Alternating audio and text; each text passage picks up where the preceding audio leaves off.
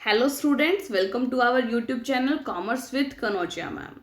तो स्टूडेंट्स, आज का जो हमारा टॉपिक है वो है difference between a bill of exchange and a promissory note. हमारी प्रीवियस 2 वीडियो बन चुकी है प्रोमिसरी नोट पर और बिल ऑफ एक्सचेंज पर। आज हम कर रहे हैं इन दोनों के बीच में डिफरेंस। ठीक है, तो देखिए स्टूडेंट्स, पहले अगर वीडियो स्टार्ट करने से पहले मैं आपको ये बोलना चाहूँगी कि जो भी आप वीडियो देख रहे हैं प्लीज़ चैनल को जरूर सब्सक्राइब कीजिए। सिर्फ वॉच करके आप चले ना जाइए, सब्सक्राइब जरूर कीजिए, ठीक है, ताकि आपको फर्दर और भी वीडियोस मेरे चैनल से मिल सके। ठीक है स्टूडेंट्स, तो चलिए स्टार्ट करते हैं आज का topic. First of all basis of difference है bill of exchange, then promissory note के बारे में पढ़ेंगे हम। देखिए first, drawer.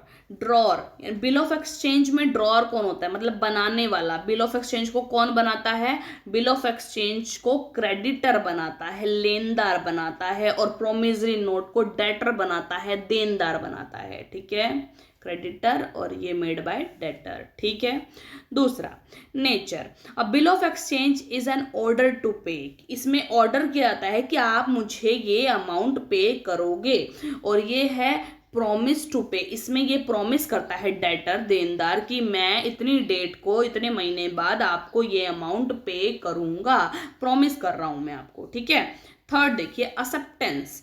In the case of bill of exchange acceptance by the drawer is necessary.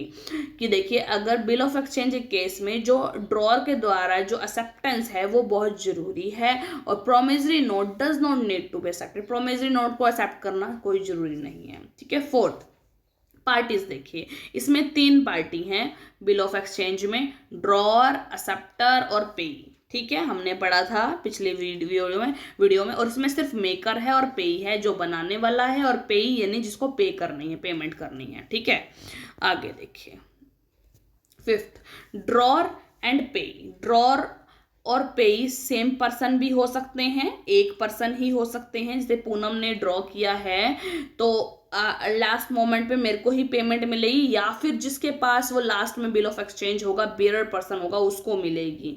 तो जो ड्रॉर और पेई है, जिसको पेमेंट करना है, जिसने काटा है, वो सेम पर्सन हो भी सकते हैं और सेम पर्सन नहीं भी हो सकते हैं। Bill of exchange may be one and the same person हो सकते हैं।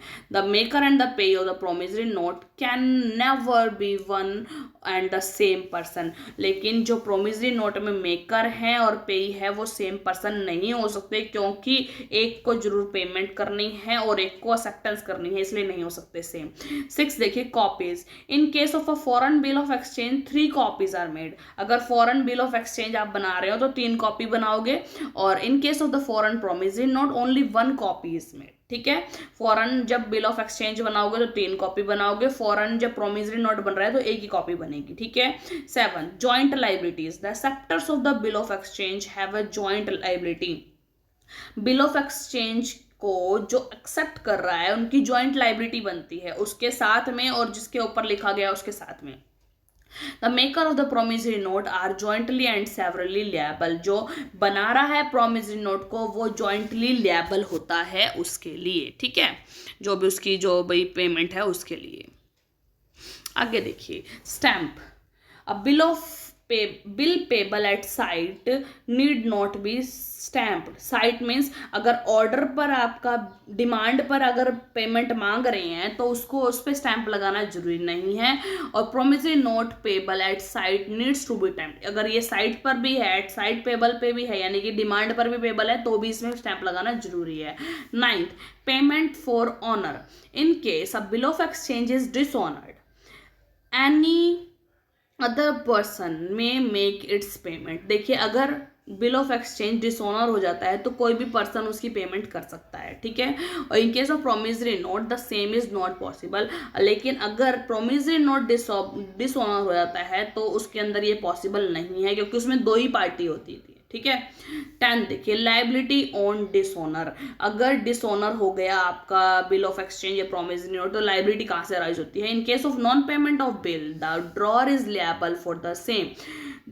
अगर नॉन पेमेंट होगी, नहीं पेमेंट, तो जो ड्रॉर जिसने काटा है बिल उसके लिए लिएबल होगा वो उसके लिए। और the maker of the promissory note is always liable for the same. वो इसमें जो प्रोमिसरी नोट का जो मेकर होगा वो उसके लिए लिएबल होगा। ठीक है, नोटिंग देखिए, in case of bill of exchange is dishonour, अगर बिल ऑफ एक्सचेंज डिसऑनर हो गया है, it is necessary that an noting is made. Dishonour हो गया है तो उसकी नोटिंग करनी बहुत जरूरी है। In case of promissory note is dishonour, noting is not necessary, इसमें नोट करना जरूरी नहीं है। ठीक है, समझ में आया आपको कि क्या डिफरेंस है बिल ऑफ एक्सचेंज में और प्रोमिसरी नोट में। अच्छे से स्टूडेंट कर लीजिएगा, इंपॉर्टेंट है दोनों का difference, bill of exchange promissory note में। तो अगर वीडियो अच्छी लगी हो तो ज़्यादा से ज़्यादा मेरी वीडियो को लाइक कीजिए, शेयर कीजिए, कमेंट्स कीजिए और ज़्यादा से ज़्यादा मेरे चैनल को सब्सक्राइब कीजिए, commerce with Kanaujia ma'am. Thank you students.